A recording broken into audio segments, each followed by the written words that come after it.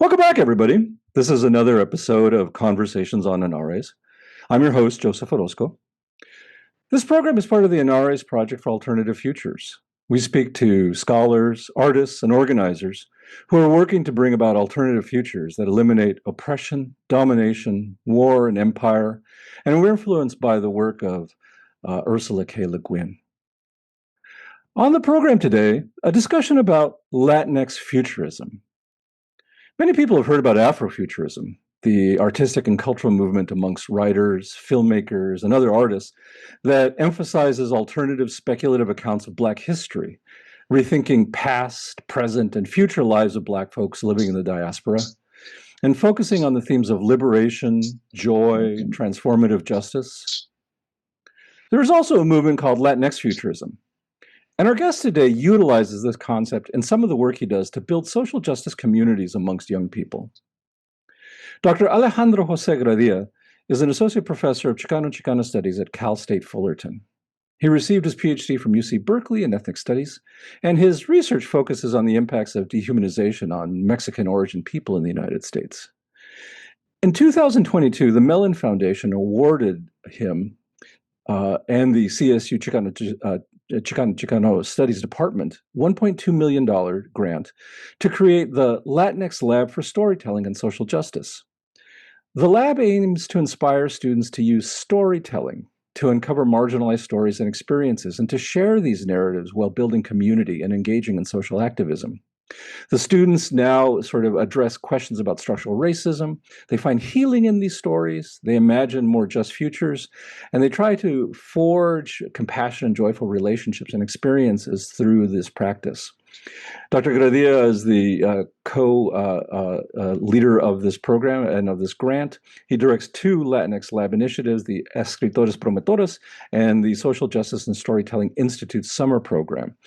I've invited him here today to talk a little bit about how this idea of Latinx futurism influences his work and informs how he goes about thinking about futures for young people today. So, Alejandro, welcome back to the program. It's been a while since we've seen you here, but I always enjoy talking to you. Absolutely. Thank you so much. And thank you to your audience for spending the time with us for this talk. Yeah. I think this is definitely this is the right time to be talking about futurism. And I think if I can have the the one kind of take home message is that futurism is work, it's action, it's praxis. It's not wishing. It's not just hoping without a plan. I want people to leave this conversation and think about what is the work I can do towards futures and futurisms and futurities, and you know, and really run with it. So I'm tasking the audience here today just to think about work and action. So we're not just having the conversation in general, which tends to happen when we have futurism discussions. Mm. This is something that is kind of political futurisms that I think is slightly different than just looking at and reflecting on these other types of hypothetical futures. This is something built on pulling from that, gaining inspiration from that, but then taking the next step to say, in my surroundings, in my everyday surroundings, how do I move towards creating a future, right? Where we all fit, where we all can breathe, where we all can kind of live Mm. and drink the water.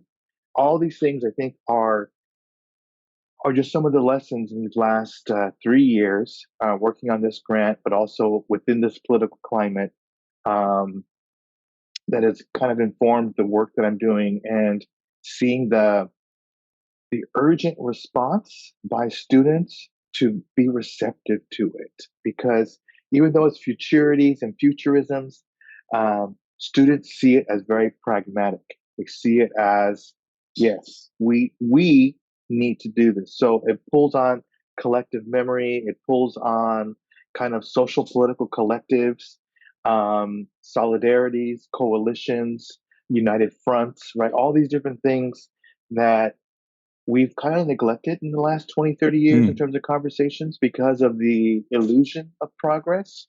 And I think we have to return to the fact that uh, you reached out to me, I responded to you.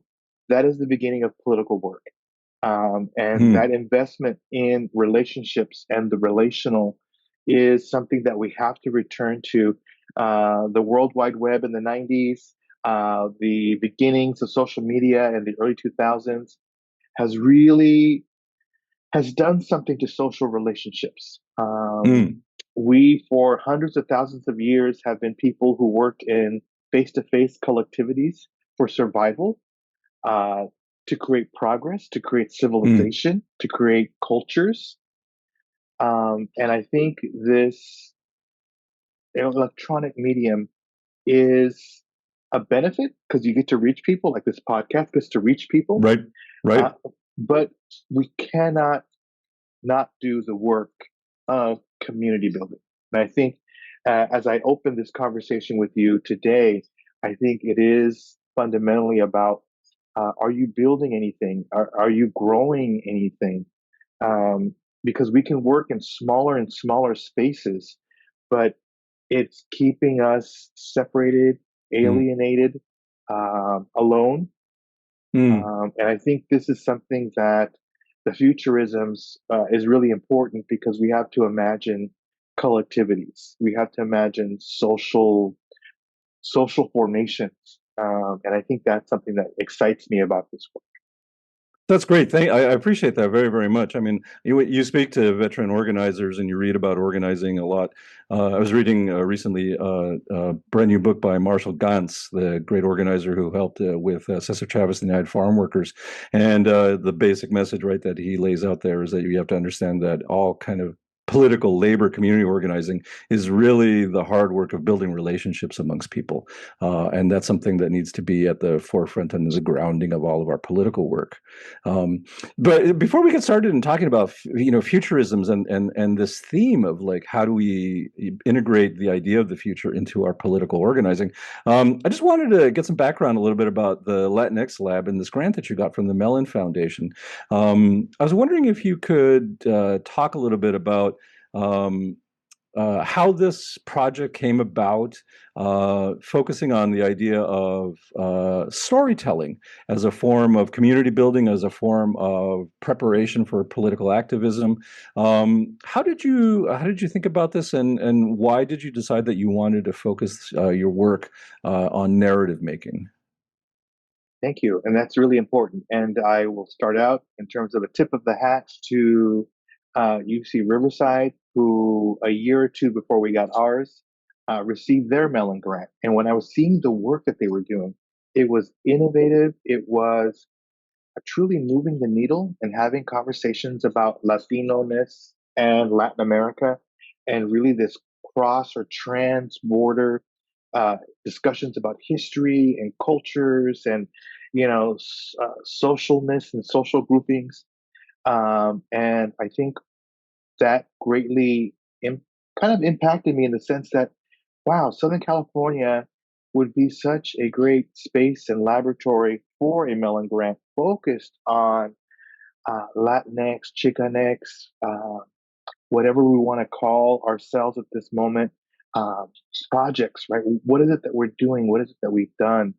And through my work, luckily, I do a lot of structural work on my campus. I'm on the Senate on my campus. I brought all the news clippings of the different Latinidades projects that the Mellon Foundation was funding at the time. There was one in the Chicago area. There was another one in the Arizona universities. And I thought, well, we're not an R1, we're not a UC, but we're a Cal State, and I believe we could, host one of these. We had the benefit of having the new Area F requirement, which is the ethnic studies requirement here in California. So students must take a lower division ethnic studies course, Chicano, Chicano, African American, Asian American, Native American, or comparative ethnic studies. And it really just gave us a moment to think about, well, what is this requirement, right? There were already student learning outcomes and core competencies, but what is it that we imagine this to be? And the institution didn't know how to respond to, well, how do we do this then? So this grant really kind of addressed a lot of components. So my colleague Gabriela Nunez, who is a humanities scholar, and my colleague Eduardo Gonzalez, who is an urban planner, and some of the other faculty in the department, we started having these conversations about, well, do we want to do this grant? You know, it's going to be a lot of work. It's going to be work on top of the work that we're doing. Um, but we had great support from our dean's office, from our provost at the time, um, and we just started imagining. We started kind of dreaming of what type of work we wanted, and the message we kept on getting back from the Mellon was, "Be ambitious. Don't dream that of something that's already here and people are already doing. What is it that we need to be doing next, right? So when we talk about what's coming next, that's what you should be working on." And we really had some wonderful conversations as a department. And this was unique about the grant was that though I'm the co-PI with Gabriela Nunez, and our dean's office was the head PI for the grant really was unique for the Mellon Foundation because each of us in the department held a piece of that grant. It wasn't like most of these grants where one person had the idea and it's centered around their ideas, centered around what they would pull in. It's not a bad model, but what we did at Fullerton actually mirrors the spirit of the Cal State, this collaborative, collegial working of faculty together. So we just started talking about, you know, what is it that we want to do? What are our dreams? Especially for the senior faculty in the department, we were kind of like, well, what's the next step? You know, what is it that we need to be doing? And, you know, we're like conversations with communities, and we need to think about curriculum. We need to think about digitizing things and making kind of our entrance into digital humanities. And so many side projects, you know, journalism of Latin America, a queer joteria archive, discussions about, you know, cultures, how to talk about cultures, but also grounding it in the Area F requirement. So the two projects that I did, I decided to focus on not pulling together regionally faculty who work in this area. Instead, I decided to focus on students and really enact the futurisms there. So bring the Mellon monies straight to students. The Escritores Promotores is basically a graduate student training program to get them ready to be faculty uh, who are going to be interfacing with students, students of color, first gen, veterans, formerly incarcerated, queer, undocumented. We, as you know, in higher ed, we just throw graduate students, you know, just focus on the thesis, you know, so on and so forth, right? We do nothing about the 90% of the other things that you'll be doing once you're done with the dissertation. Um, and so this was meant to introduce these graduate students to, you know, what is building curriculum? What is working with students? What is being transformative? And how do we create a shift? It isn't just we're creating new curriculum. This is meant to shift the conversation. So bringing in storytelling assignments was a way of empowering and enabling our undergrads who had all these great skills. I mean, all of us have, if you're coming from a Latinx community that has immigrants in it, or third or fourth or fifth generation Latinx folks in it, you got the storyteller. You got that one uncle that talks about wild stories, you know, what he ended up in a bar fight with Paul Newman. You're like, what, Paul Newman, right? And and that person was training us at all the family gatherings. Folks like myself who had immigrants who were born around the turn of the 20th century, they all had that Pancho Villa story that there's gold, our family has gold, but we lost the map, right? And it really hit me that, you know, we have all these great stories. All, you know, we were literally trained by our elders, and once we cross onto the campus, it's like those skills and those stories disappear and they get left behind. And we're then saying, oh, well, we're going to learn about Chaucer in English, and we're going to learn about Mill in philosophy, right? And but we also had our forms of those type of thinkers. And what a wonderful way to collaborate with, what is freedom, what is liberty, right? Many of, unfortunately, because of the generation I come from, many of the senior women, the elder women in my family talked about being kidnapped as brides, right? And they could tell you, well, what is freedom? Do we have freedom? What does it mean to be kidnapped into marriage? Um, and I always think about that Sandra Cisneros story where she talks about, looking out the window on Mongo Street and, how her grandmother was one of these women who were captured, a horsewoman. She talks about that. And, that really made me think in terms of we aren't doing a good job of bringing those students in, because when we don't bring those stories in, then the student is only here in a fragment. And they are kind of like, I'm coming here with nothing. And that is so not correct. They're actually, experienced storytellers. I mean, when I have students in my family class talk about cooking and recipes and seeing the young women talk about, oh, I learned this, having like the spoon stuck in my face, my grandmother smelled this. This is the right amount of oregano in the water before you put the ingredients in. See this, see my hands, watch me, right? And so I always tell it to the students, I say, that's interesting because uh, these are intimate stories, recipes, right? Because sometimes people are like, my grandmother's mole, nobody makes it. In fact, the neighborhood comes to the house, but you cannot ask her to write it down or tell me the recipe. It's show me the recipe. So there's performance, right? So a lot of how we learn culture and history and knowledge in our communities is through performance. So there were a lot of humanity skills that our students had, but were being neglected because it wasn't coming out of Oxford University Press or University of California Press, peer-reviewed publication. It was their abuela, it was their tío who had been in and out of jail telling us stories. And I think it was at that point I realized this is why students have to be part of the project, because for many of us senior scholars, right, the clock is ticking in terms of our careers. But if we're not doing the groundwork for our students to say, this is this is the public charge, right? This is your charge. This is your encargado, right? This is your obligation, right? We have kind of that sense of, Richard Rodriguez, days of obligation, right? He brings us that idea.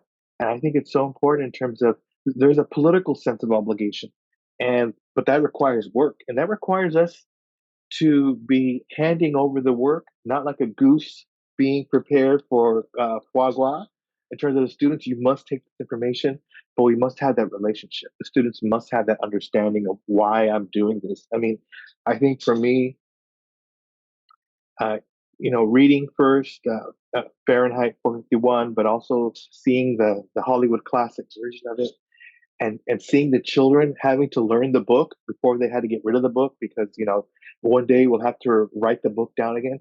That was always very impactful to me in terms of, wow, here is literally that intergenerational relationship in terms of, this sucks, uh, but you have to memorize this book, leaves of grass, here you go.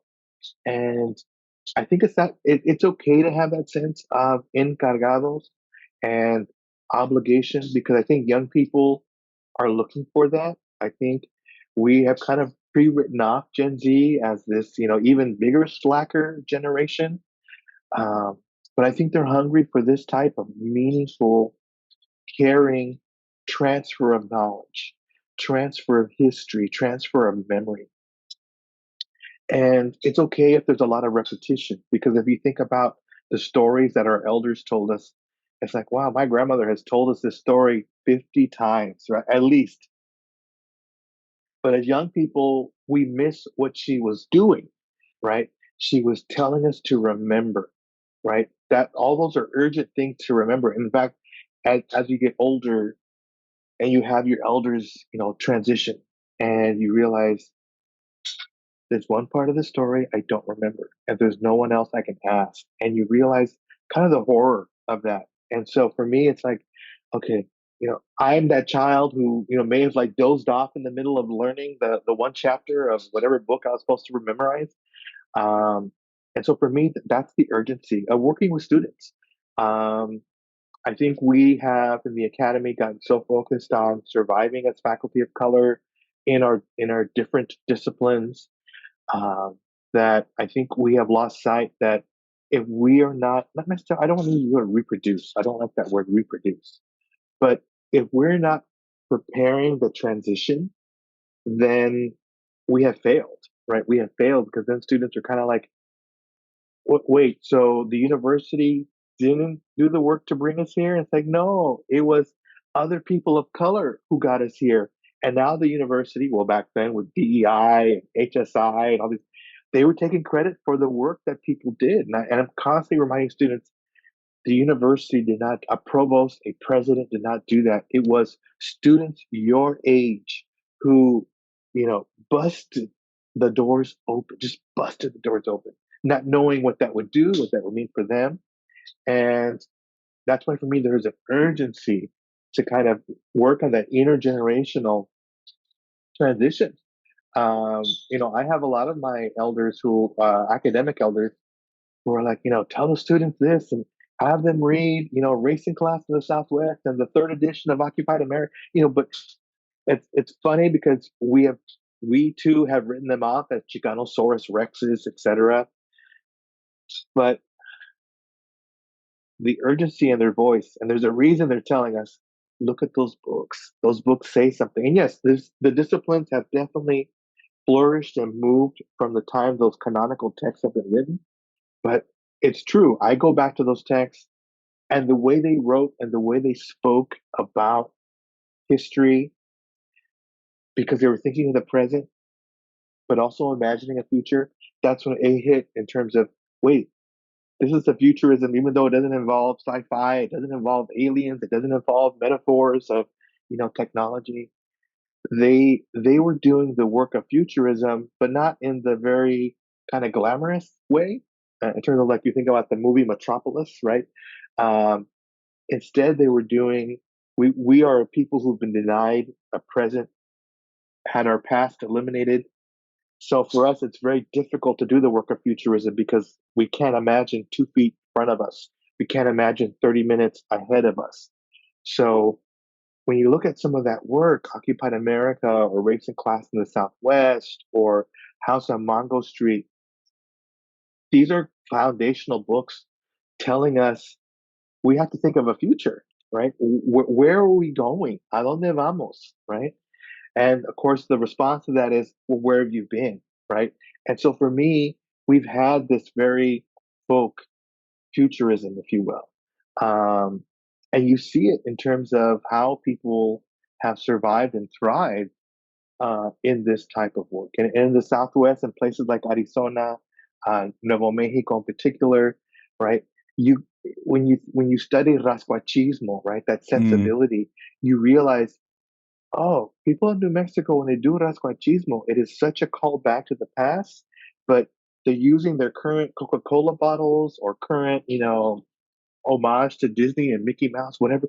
And when you look at that pastiche that is that rascuachismo, especially in places like Albuquerque and Santa Fe and these other spots, wait a minute. But this is something that you cannot have futurism in the oldest cities of, the United States.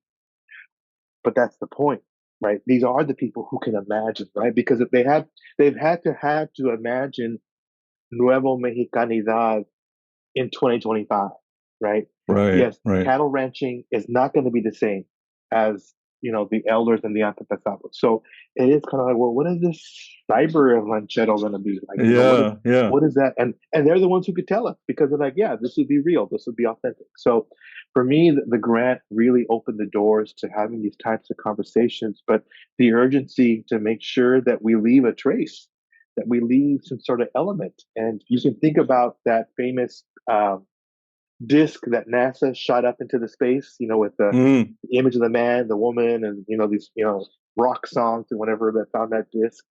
Um, we have to think the same way, right? As we're pushing towards a future, we also have to say, we were here. There, it's kind of the tagging the wall, the Cosafos, Yeah, right? Yeah. There's a logic to that, right? There's a logic to the tagging the wall, because then that's the only way at times we get remembered. And so I think that for me, how do we put this in a project? How do we teach young people who are at this moment, they're not interested about, the past in the ways that we are interested about the past.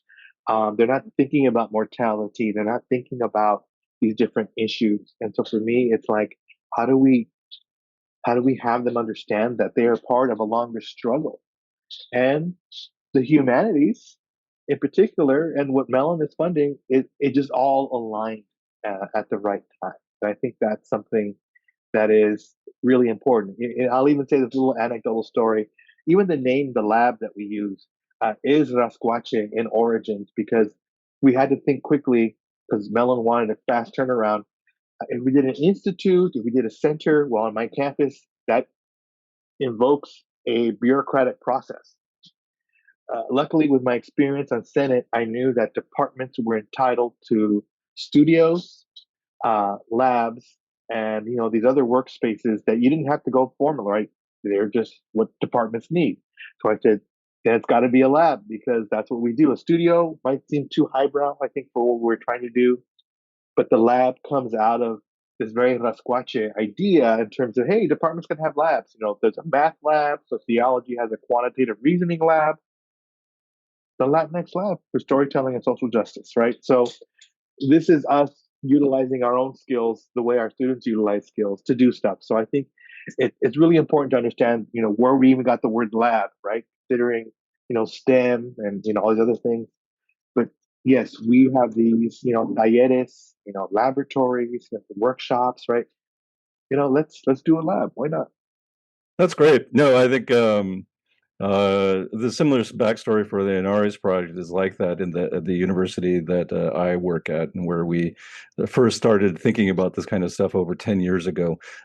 Institutes and all these things are bureaucratic names, but project was not something that was an official title that had to go through the research office. So we adopted Correct. that when we were associated with the university I work with.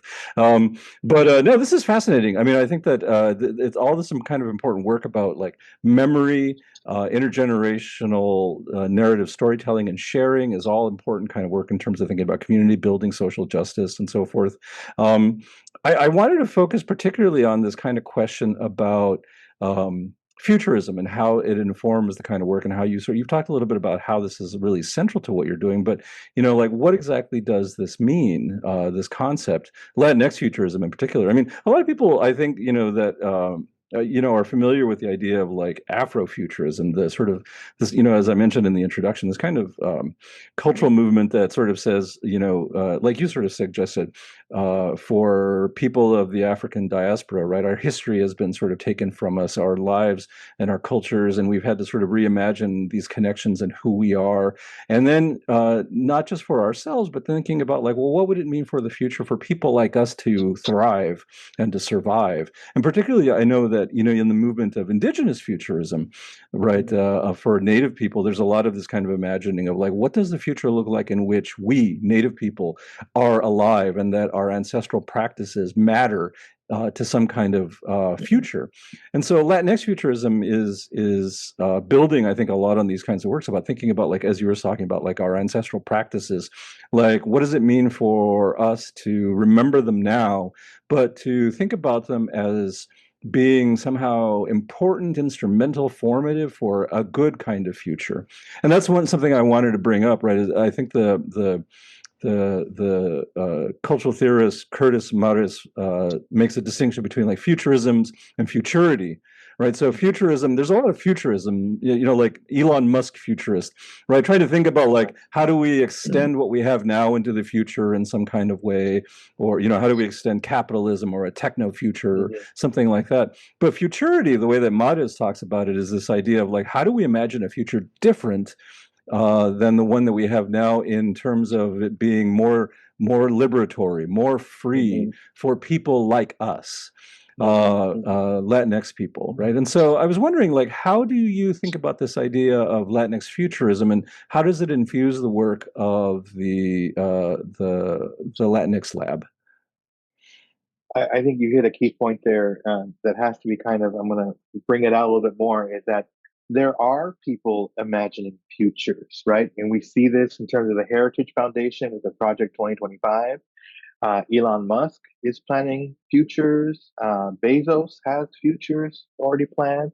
I'm sure the Pentagon has futures planned. I mean, so this is why I tell students futurism isn't just, what we kind of glamorously look like at these pop culture references to futurism. It is urgent work that we must have concurrent projects of futurism and futurities uh, so that we are ready. Because if not, we will be caught flat-footed and oh, we're supposed to have a plan, right? Oh, somebody else has a plan. So that I think is also the urgency of this. And I think when you look at uh, bringing this to students, but also why are students in college, right? A lot of students, have these external factors, right? I'm in college because I want to be an attorney or a doctor or whatever. But it's always been me and my mom, and when I think of my future, right, this very real individualized thing, it's like I gotta provide for my mom's, right? That's what they always say. That's my mom's gonna be there with me. And so it's like, oh, okay, so here we have, instead of, see, no one's doing the work to reconcile these futures, right? The larger project of futurism and futurity, and this individual student's individual idea of this is going to change my life in a way that I also want to take care of a parent. And so, how do we reconcile? How do we bring these futures together? And really, like a Rebosa, I'm thinking about, again, Cisneros' work in Caramelo, where she is doing kind of some time travel in that book, in terms of the weaving and the way in which things can be woven together and brought together, not in opposition, but also acknowledging the integrity of difference, right? This is something that, when we talked in the 80s about sameness and difference and how do we do, how do we come together while at the same time maintaining identity, while at the same time working together, right? I think this idea of weaving, because the individual threads remain, the red, the blue, the yellow, the white, um, but together they make a transformative fabric. And I think this is the work that we have to do to make this larger project make sense to people. And I think the storytelling component is critical because it's not just teaching students storytelling, but actually doing storytelling as part of pedagogy that is coming in and making the lectures familiar to the students in terms of, the pauses, jokes, the humor, um, bringing in the seriousness and the gravity of some of these stories, because there's some stories where when that elder is telling that story, the whole room goes silent, right? It's just kind of like, oh, is this something serious? And I realized in the classroom, it's those moments where the student is absorbing what you've just said. And we've talked about that. And I think Spivak even talks about, silences in the classroom and how to understand that. And yeah, the silence in the classroom is also learning, because the person is just kind of like, this moment that hit me is beyond my vocabulary and words right now. And now I need to figure out what words and vocabulary I can use to express what I just learned in the classroom right now. So that I think was critical to the work I was doing. That stories had to come in. Stories had to um, be how students learn, because they had to see this, right? I can't just say, oh, I'm going to teach you storytelling and now you do it over there. But what is it when you create this space of storytelling amongst storytellers? Then that changes it, because then the student realizes, oh, I am a peer and an equal in this space because I too carry stories and I too can transmit stories. And many of them who are raising or helping to raise younger siblings or younger nieces and nephews realize, oh, I'm already storytelling, but I just never gave myself credit for being a storyteller. And so having them actualize and embrace that identity, to say yes, because many of us have a gift, right? And many of us, people will sit and listen to us. That means you have a gift, right? Which kind of goes against the rational scientific university, right? In terms of this idea that some people have gifts, others may not have this gift. It's not in the hierarchy sense of that, but in terms of understanding that there are larger and external social forces that have got this young person here who has gifts that have never been acknowledged or validated. So the storytelling component isn't just, oh, I'm gonna, fairy tales and open a book and it really is this energetic, frenetic, um, generating kind of it has to be generative in terms of it has to create other stories and it has to create kind of that domino effect, that shock wave.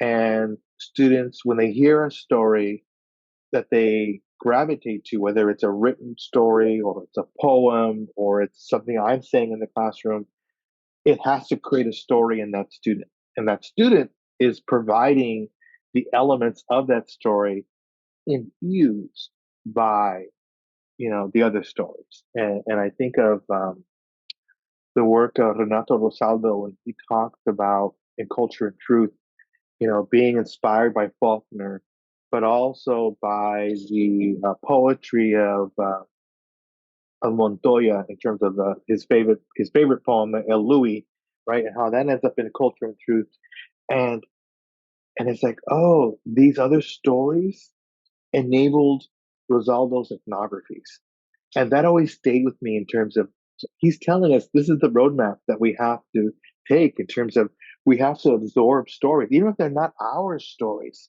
And we can think about those other stories that we've heard, right? Alternative stories that inspired other stories, right? And I think of, is it Mahfouz with Majak Ali and the way it gets translated into Mexico for Callejon de los Milagros, and this Egyptian story becomes a Mexican story. And from there, it also gives us that different storytelling, the multiple point of view storytelling that I think so many of us gravitate to in terms of the point of view storytelling, right? The mom story versus the son story versus the neighbor story, right? And I think it's important to have those stories. So I think what I also like, which aligns with my kind of ethos, is we have to be anti-essentialist.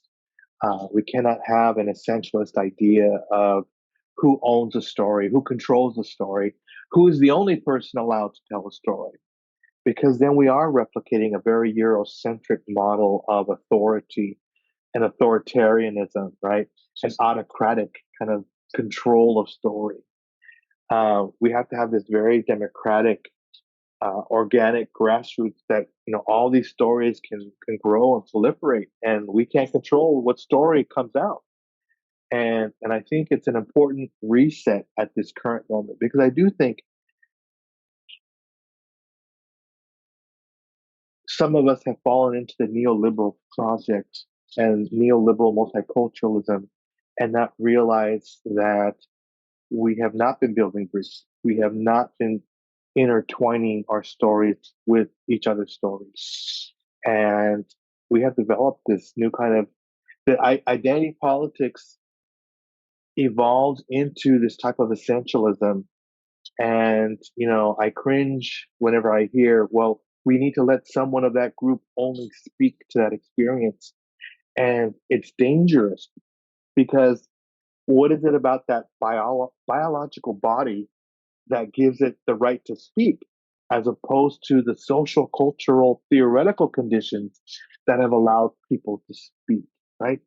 Um, and one of the storytelling projects that came out of my work with a graduate student was he wanted to follow the spread of solo Chicano culture to Asia and lowriders and so on and so forth, and break from this cultural appropriation framework and talk about how they authentically felt the cultura pachucos.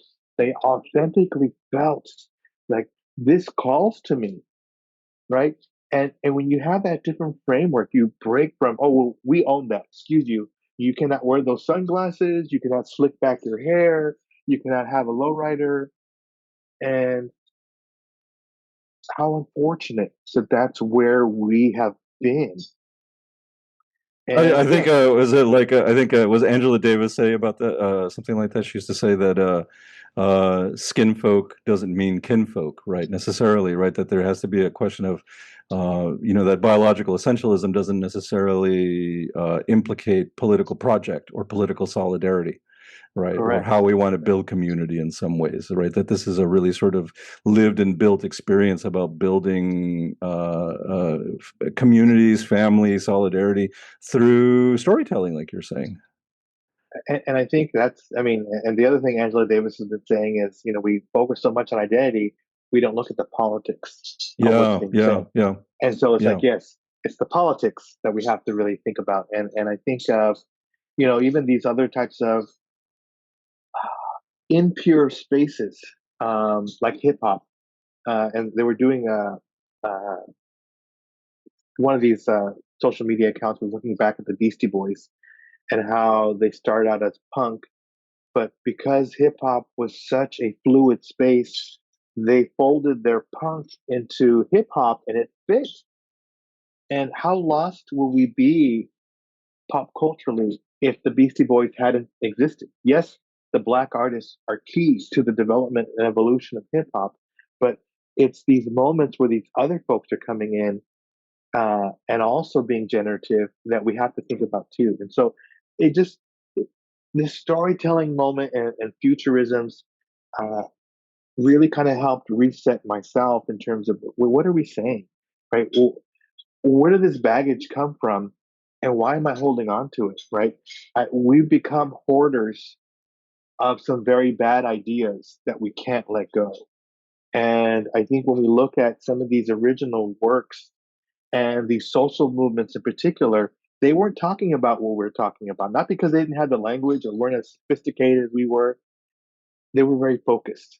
They were very focused on collectivities. And Roderick Ferguson, his book One Dimensional Queer, talks about using the one-dimensional man way to kind of talk about the social movements of the 60s and 70s, and talks about how a lot of the gay liberation movement found affinity with Black Panthers, Brown Berets, um, with different social, cultural, political movements because they were all being victimized by the police harassment and brutality. And when I read that, it just was like, whoa, wait a minute. So what projects have we been invested in, and how did we get lost in the wilderness? I mean, I feel that we've gotten so like, oh, I don't know what's going on in Asian American studies or Native American studies or African American studies because I don't want to appropriate any of the work. That, deep breath here, right? That was a deep sigh in terms of let's let's not do this, right? Let's not do this. Let's make a project where we are building a we, because we isn't natural.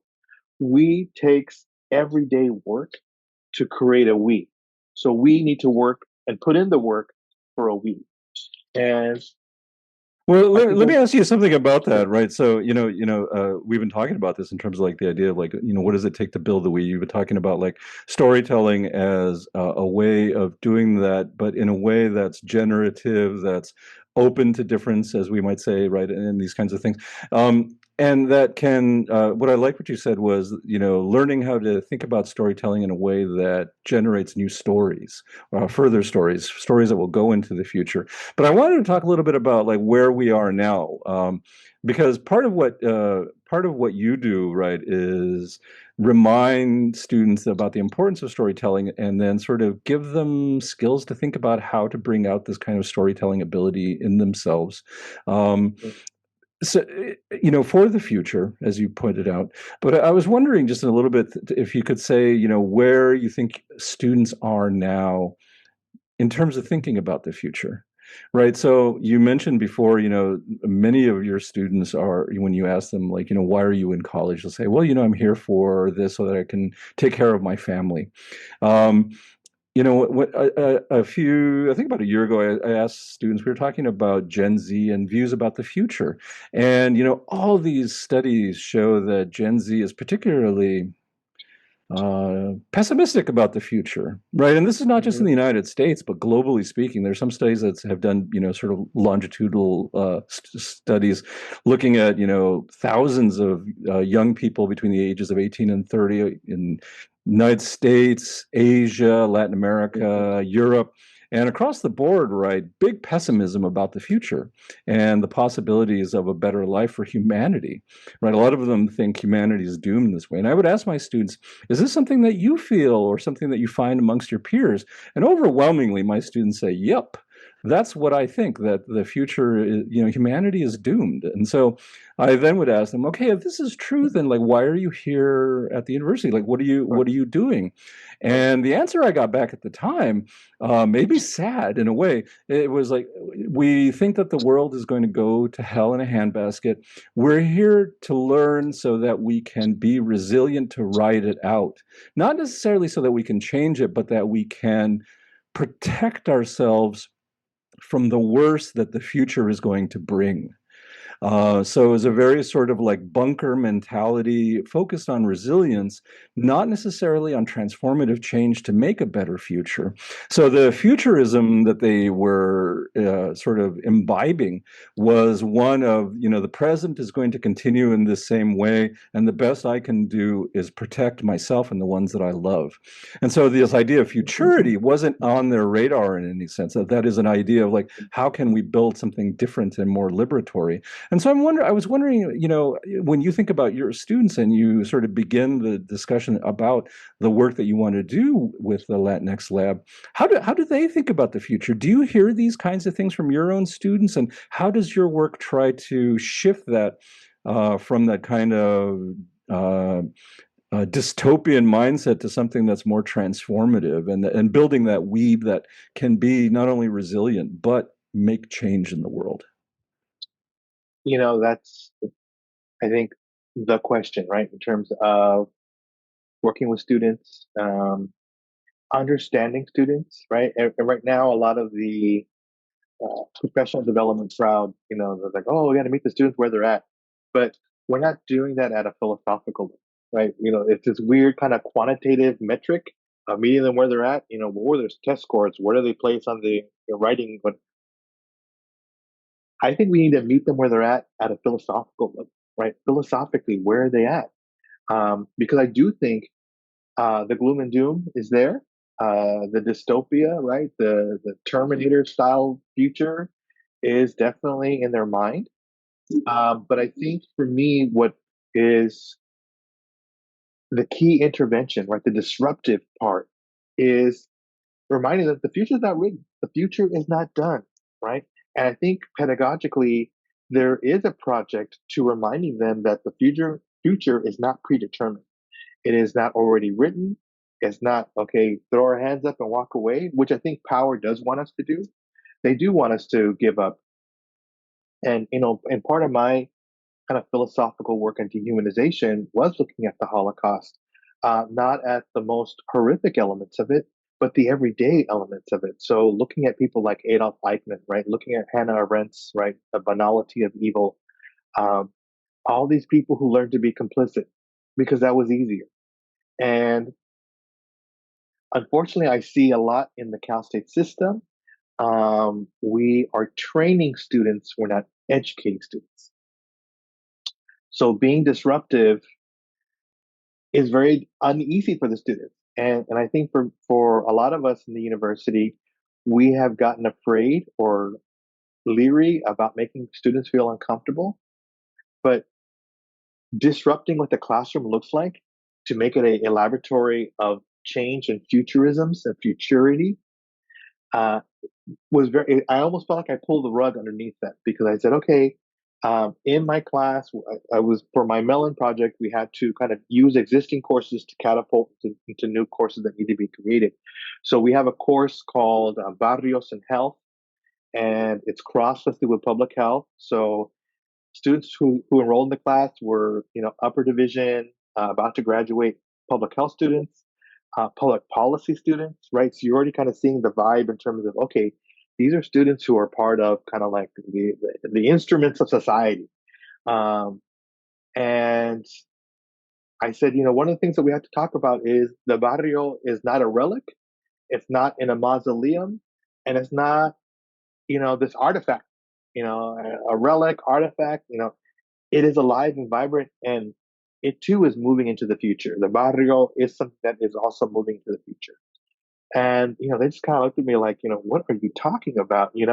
And in this class, I decided to make it about food justice. And, how are you going to do futurity with food justice, right? Um, and what I told the students was, okay, we know poverty, we know how hard it is to eat, food insecurity, right? Because now every college student goes, oh, if you're food insecure, there's a pantry now, right? So we are all kind of hearing all the problems of the community all of a sudden are here on campus. And I remind people it's because the people who live in the community are enrolled on campus, right? We can't have this ivory tower separation of community and campus. And I said, how can we imagine uh, bringing food to people, right? And so the public health students were kind of like, oh, well, we learned in public health that, this, and this. They gave us the public health response. And I said, okay.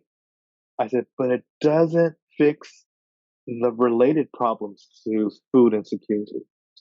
And that's when the course just busted open. And, I was like, we're reading a lot of stuff in this class that is about indigenous knowledge, indigenous storytelling, black storytelling, black foodways. We're reading all these different books, and the students are like, yeah, this looks like chaos. And I said, well, good. I said, maybe chaos is the discomfort you needed to start thinking about how do we solve this. And so part of what we did in this food justice class was look at the ways in which activists have taken lesser and lower spaces and transformed them into food spaces and made them into collective spaces. So we look at the South Central Farm and the ways in which all of these blown out areas from the riots of the 60s had never really been replaced, just abandoned. And people took that space, right? And we have a lot of um, kind of historical precedent of people just taking space, right? In Berkeley, we had People's Park. People took that space. Um, People in San Diego, right? They had the freeways cutting up their barrio, and they took the bottom space and made that Chicano Park. So, kind of blending all these historical, narratives and giving them, we don't have to do what we do now. We can do a different food model. And from there, students were like, so we can reimagine the city. We can reimagine the city, the library, the university, right? Why aren't there food gardens in all these different spaces? And the students from there just ran with it because then they were like, oh, in my city we have this and this, and this, right? So they were able to analyze in terms of using key kind of social theory, critical thinking in that very humanities way, picks apart their present and then reimagine a future. And once they had the history part, they were like, oh, okay, decolonizing isn't this thing with weapons, right? Decolonizing also is about retaking things that were removed. And so we started talking about ancestral eating and how, you know, a lot of our health problems in the Latinx community isn't because we eat our ancestral food. It's because we eat McDonald's and Pizza Hut and AM PM food. And that's not a moralistic judgment. It's that's the processed food is the more affordable food. A bag of beans and arroz not only requires work in the home that people don't have if both parents are working two jobs and the other and your kid and you're the oldest and you're in college and have a job, right? Who can eat that way? Well, for $20, I can get six burgers, fries, and a 2 liter Coke. So I'm going to buy that and not eat ancestrally. And when the students kind of that landed on them in a way where it's like, wow, all those years that my grandmother made food for us and made us beans and gave us the tortilla, we took that for granted that that would always be there. And The students talked about eating in their car, eating alone, right? And the students talked about, well, when we would go to Mexico or El Salvador or Guatemala or Ecuador, we never ate alone. In fact, we were never alone. We always had people around us, and everything was collective. And somebody brought the bread, somebody brought the meat, somebody, And so the students were like, "Why don't we have that here?"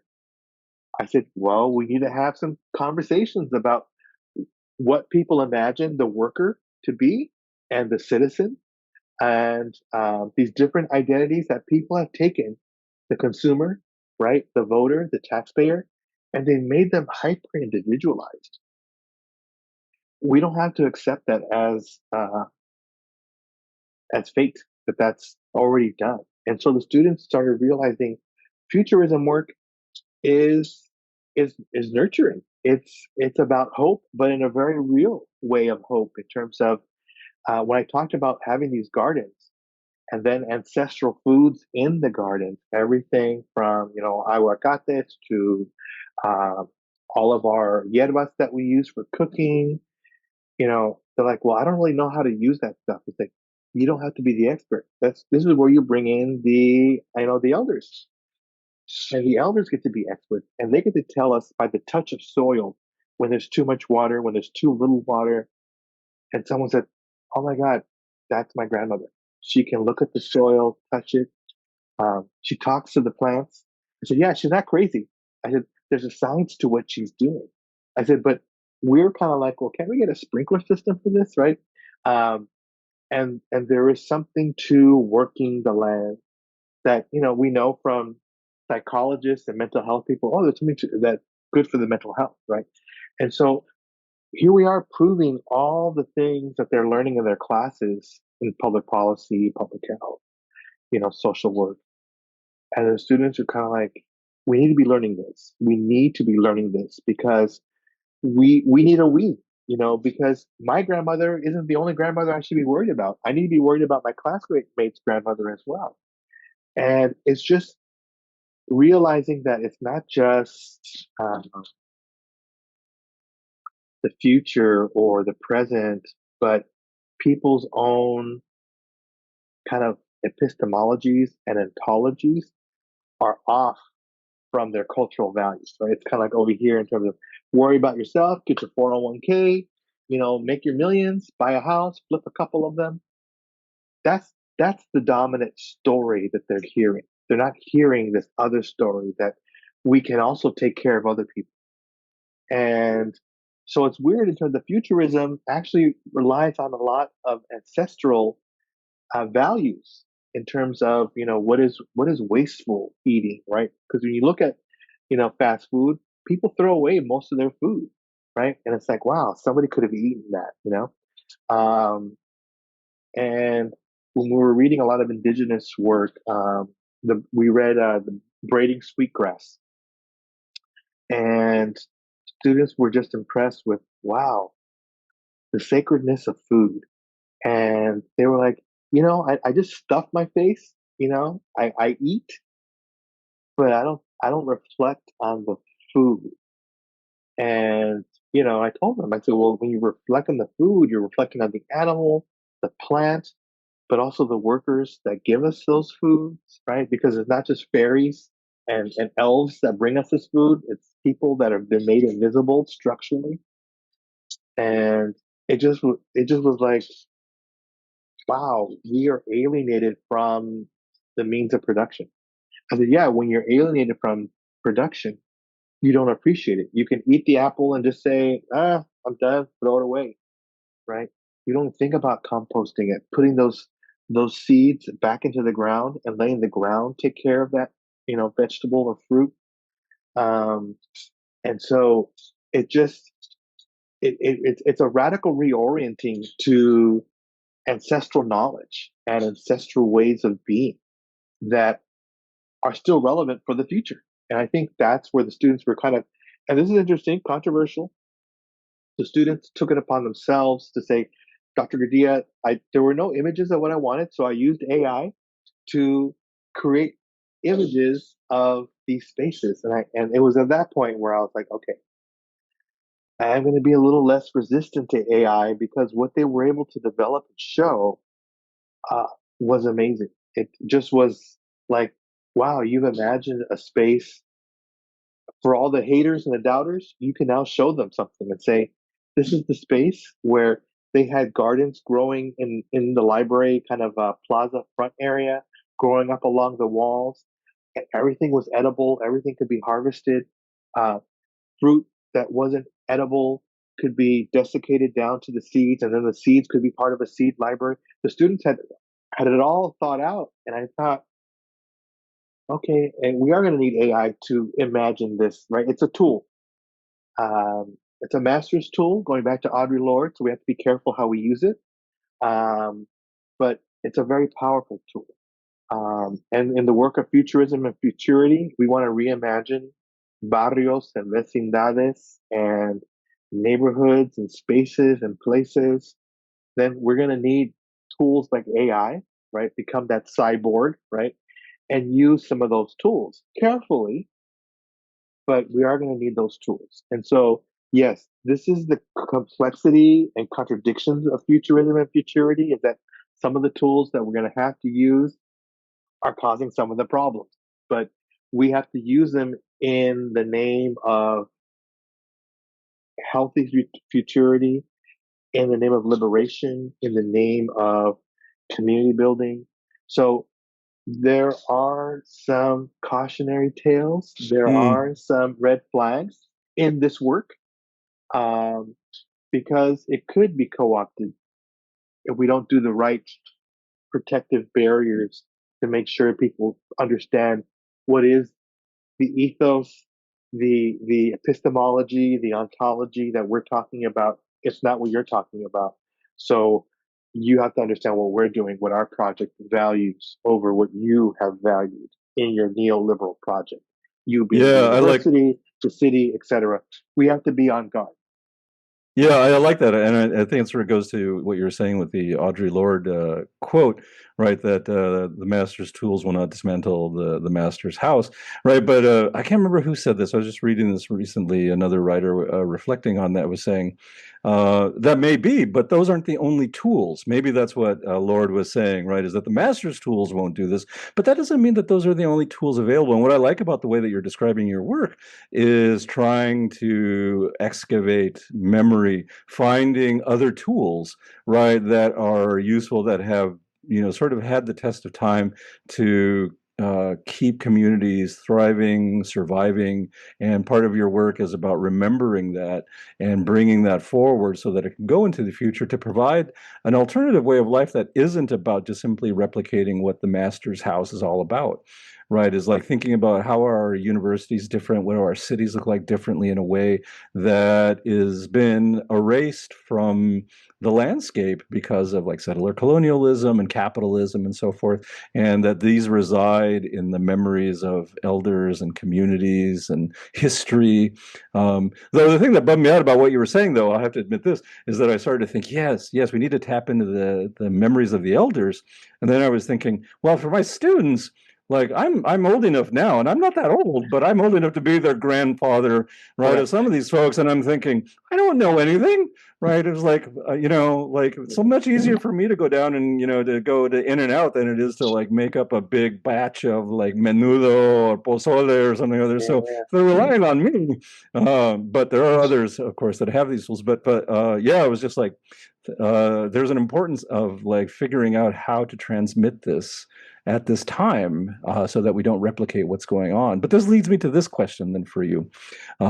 Start to wrap this up all together. We're now, at the moment that we're recording this, almost about 6 months into the second Trump regime. And it has been a period of significant dismantling of federal support and welfare programs, a real sort of showcasing of brutal policing and immigration detention, and this massive sort of infusion of money away from social and welfare services towards policing and immigration. Right, ICE just recently got a $20 billion infusement of money to recruit and to build more detention centers. In thinking about all the work that you do about imagining a future in this dystopian present, what's possible under these kinds of conditions now, given that we still have 3.5 years of this kind of really cruel policing regime that doesn't look very well upon the sort of teaching that you do and that we've been talking about is necessary for building that kind of alternative futurity. This is a federal regime that would very much like to erase these kinds of stories and make them inaccessible for students. And in fact, probably doesn't want a lot of the students that you're talking about and that you work with to be there in the first place, right? Eliminating a lot of the programs that create access for students like the ones we've been talking about. What sort of progress towards racial justice is possible in these kinds of times? And how do these kinds of political developments affect the work that you do with something like the Latinx Lab? And that's a good question, because then it's like, well, isn't it futile? And it's like, no, it's not, because I think for myself, who I now embrace my identity as an activist scholar, because it is different. It is different than making political statements. I see the work and the project of being a activist scholar as uh, being being ready. I tell the students, be ready, because there's going to be a time where we have to seize the moment. And if we're not prepared, then the moment's going to happen and then pass right by us, and then we're not going to, have the future that we want. So it's about us being prepared. It's about us understanding kind of the urgency, um, and and on top of the college going experience is that thick neoliberal layer of college rankings and investment in gyms and lazy rivers and all this other stuff that universities are telling students that's important. And when you remind them the urgency, right, that I tell them, I always do a last lecture and I always remind the students. I said, we talk about the future, but I said, here in front of me is the future. I said, you are the one who will be caretaking me uh, in the future. I said, so if I want to see a future that is hostile, policing, cruel, then I will treat you in such a way so that you can repeat that. I said, but if I come in the classroom with a pedagogy of care, kindness, healing, collaboration, uh, anti-competitiveness, right? You will learn that value. You will turn around and put that into the future. I said, so in many ways, I told the class, you are my futurism project. Um, you just don't realize it, because at some point you are going to be the one who will be able to turn around and make those decisions and choices and so on and so forth. And for me, it is important that we continue to do this work, because this work is academic. This work is in alignment with all of the student success, uh, et cetera, that people talk about, career orientation, et cetera, et cetera. Um, but this is what students want. Students are right now in in kind of a hypnotic kind of, go through the motions routine. Take this class and then I'm taking the next class. Some of that falls on us, that we have fallen into the mechanizing of higher education. That it's like a mechanized process. And we have forgotten to tell the students that this is about leadership. This is about having good people out and being in the right place at the right time and doing the right thing, um, and really reminding students of the importance of being educated. What does that mean? What does it mean to be educated? And what does it mean when we kind of have that throwaway statement? And once you have your degree, no one can take it away from you. What does that really mean? Especially in these times, right? In terms of the knowledge that you've been imparted that no one can take away from you, right? You can't even, I hope, not have it waterboarded out of you because it's still there. So it is having this urgency, and I do turn to, not in a negative way, but I turn to the writing of the Jewish writers that were writing during the Holocaust. Everybody from Maurice Hallwachs to Walter Benjamin. And I look and I kind of like, okay, what do I need to be doing? What do I need to be saying? How do I leave enough traces behind in case I'm not here to say what this, students need to be hearing? Um, and look at their passes. Look at where they walked. We're not there yet, but and I hope I can eliminate that yet. But we have other thinkers who have been put in this dire situation, and the writings that they've left for us. And I think that's something that we have to be doing in terms of people have left us a roadmap. Everybody from, Alex Rivera and his movies to Kurt Vonnegut to Octavia Butler to all these other people, they have left us the traces. We have to go back and say, what in 1973 were they experiencing that they wrote this, right? So we have to do that archaeology and go backwards. And this is where the past comes in for futurism work, is understand what they were thinking of, what was impacting them. And I think it is urgent that we do meaningful work, right? Futurism is also based in meaning, right? And meaningfulness, because the students have caught on, right? This is why we have this AI hysteria right now in terms of, oh, the students are just turning in AI work. It's because that's the message the university has given them. Get this degree, get it quickly. Don't worry about all this, taking a class on film or taking a class on art. That's not a job skill. So we've been telling the students, get it over with. Go in, hold your nose, and make it out in 4 years.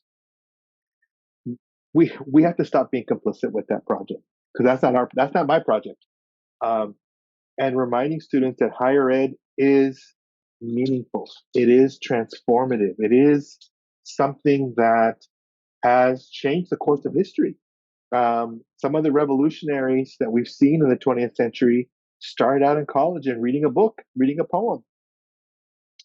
And we have to really return to that sense and remind the students this is not a foot race to get out the fastest.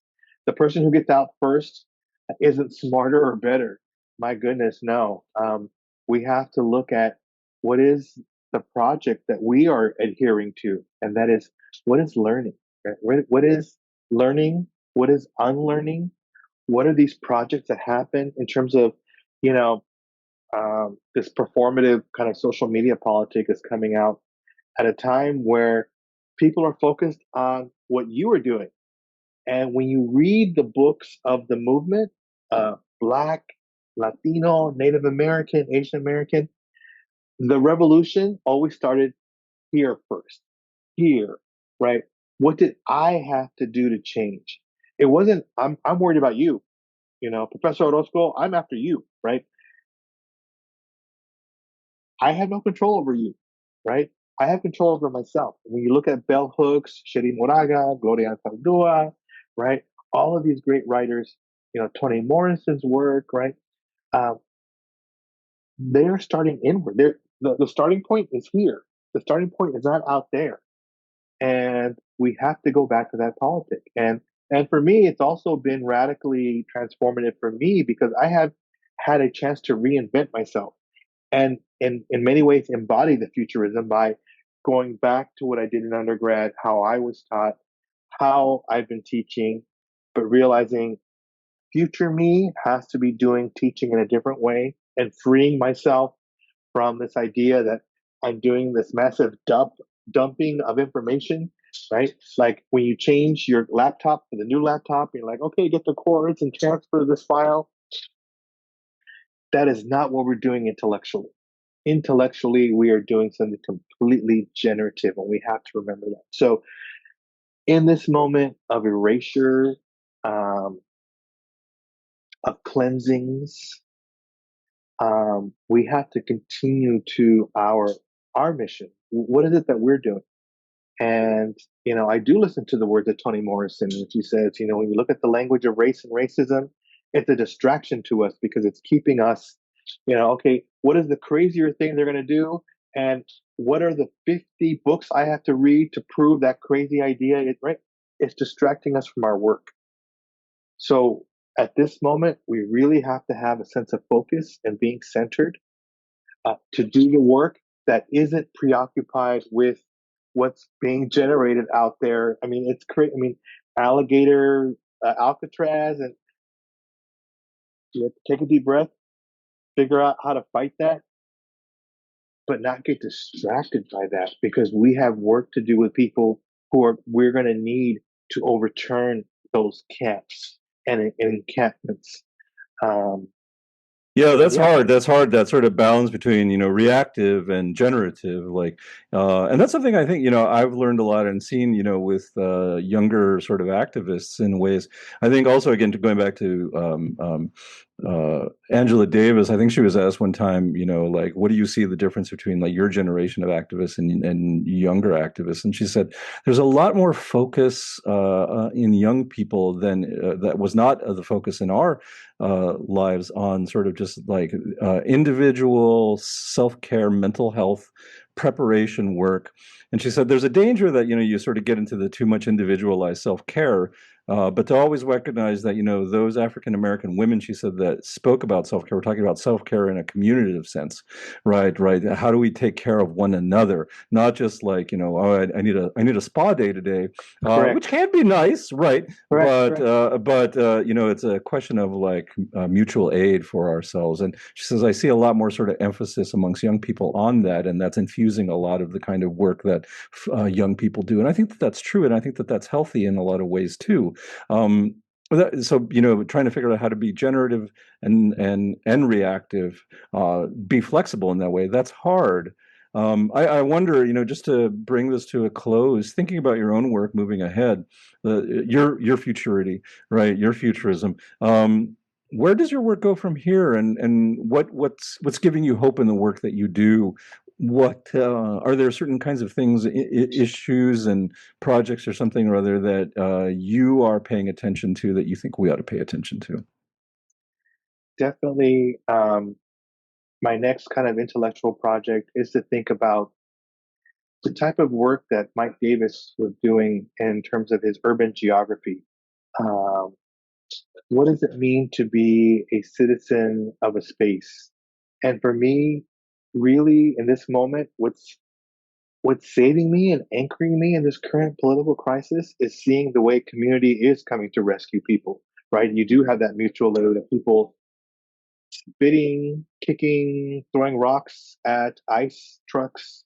Um, but that wouldn't be possible if we didn't have an understanding and a theory of space in Southern California and legacies of resistance.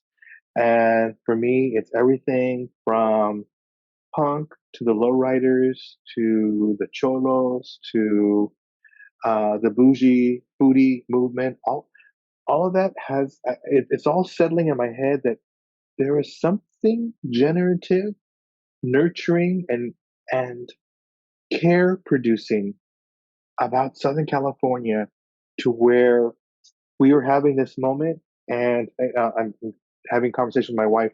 I the explosion of these hybrid Mexican U.S. flags, right? It's very for me retro in terms of very 1970s in terms of Mexican America, right? The U.S. flag and the Mexican flag, but the return of it looks familiar, but it has a different meaning because now we have more of quote unquote our history under our belt, our resources under our belt, our creative work under our belt, right? All of this is happening, while you have on the one end of the 10 freeway what's going on in downtown LA, and on the other end we have the Cheech Museum in Riverside, right? And it's just they're there is something where we have built in systems and structures of healing and protection that are collective. And for me, it's like, what is Southern California? Mike Davis has done this work. Rudy Torres at UC Irvine has done some of this work about Southern California, Latinidad, Chicano spaces. Um, so there's something to space, right? So the futurism in space, I think I'm going to try to connect that because the physical space, there is a history, right? We know this is Tongva or wherever land that we're on. Um, but there's also layers of futures on top of that. And so, or coexisting with that. I don't know. I don't even know if it's on top because there are still tons of people here, right? I mean, in many ways, futurism has also brought out indigenousness in ways that we didn't think was possible, right? Oh, there's still tons of people here. Ajamen people are still here. What has happened for the Zapatistas in the Chiapas case, right? We were like, what? Mexico still has Indians, right? And so futurism and future building and building other worlds is also bringing out the past in ways that is also very restorative and healing. So for me, it's looking at spaces because definitely the food project and looking at growing and gardening and water management, all that stuff has made me realize that people in space, people in place matter, right? And you get that in places like Nuevo Mexico, right? I talk to my friends about a Southern Californian being transformed by seeing people who've been there 500, 600 years. What does that mean, right? And they've had that cultura and that connection to land. And the one story I'll leave you with, which is seems like an end, but it's actually a beginning, is the fact that one of these Holy Name Society folks who was working out of one of the universities that I was working with in this advisement issue, and New Mexico Highlands. And Fidel Trujillo, who was a student affairs person, but he was so proud of his New Mexico-ness. He wanted to show, because he knew how Southern Californians are about stuff like this. And he showed me his church and this Holy Name Society of Men who one of their jobs was to also do burials. And he's like, oh no, people want to be buried in the soil. None of this, just all the stuff that we have in terms of like Southern California burial is very different than traditional burial. And it, it, it hit me so profoundly to say, people wanted to be returned to the soil. And that is a connection to land that many of us in Southern California struggle with in terms of, well, my grandmother was here in the 40s, right? But this ancestralness to land. And I know my friend Esteban Galvez Real is doing work on indigeneity and human trafficking and the history of that in these spaces in his Native Bound, Unbound, another Mellon funded project. And he reminds us of, we have deep ancestral connections that conquest and colonization twice over has eliminated.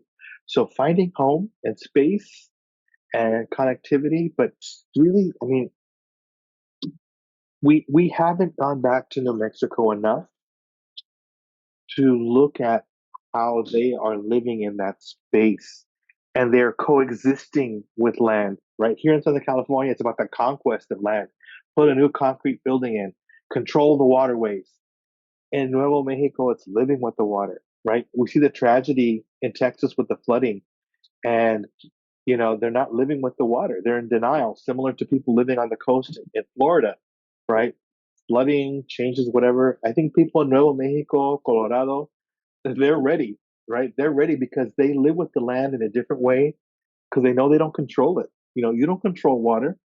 You don't control soil, right? These are things that we have to exist with and adapt to, but we don't control it. We have the illusion of control, but we don't control it. And so for me, it is clapping back to capitalism and the free market in a very deep, deep way that isn't ideological, but truly using ancestralness as a way to push back against the edifice and the artifice that capitalism has told us is reality. Because now, as we know, truth and reality is up for grabs.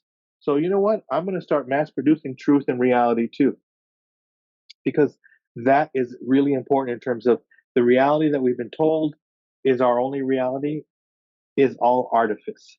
We have to look at how other people around the country are living and coexisting with land. Um, I think Nuevo Mexico is a key. There are different indigenous spaces in Mexico, in Ecuador, and various regions around the world that are doing this work.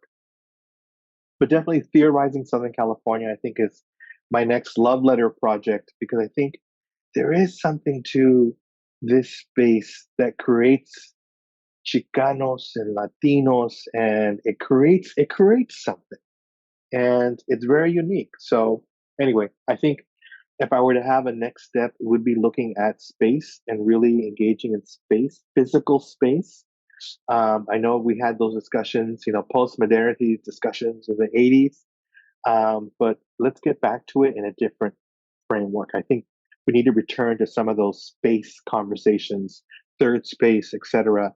conversations, because I think now we are better armed with different tools that can enable us to theorize and think through pragmatically what is it to live on those spaces. Yeah, I like that. I mean, I remember, you started with Mike Davis talking about this. I remember his Latino urbanism, over 20 Yeah. years ago, sort of is like talking about this and initiating these kinds of conversations and thinking about all these ideas of space. I'm reminded too, David Bowles, I don't know if you know him, Hmm. Chicano writer from Texas, does a lot of sort of speculative fiction. And he's talked a little bit about thinking about Latinx futurism, and he's a big translator of Nahuatl, Yeah. the Yeah. Mexica language, and talks about the way that he's said is that if you want to understand sort of Latino culture and a concept of Latino futurism, you need to understand that at least for like the Mexica ideas of time were cyclical, right?